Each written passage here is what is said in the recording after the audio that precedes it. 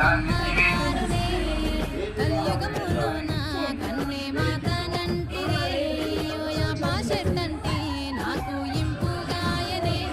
నా పేరే ఎల్లమ్మ నేను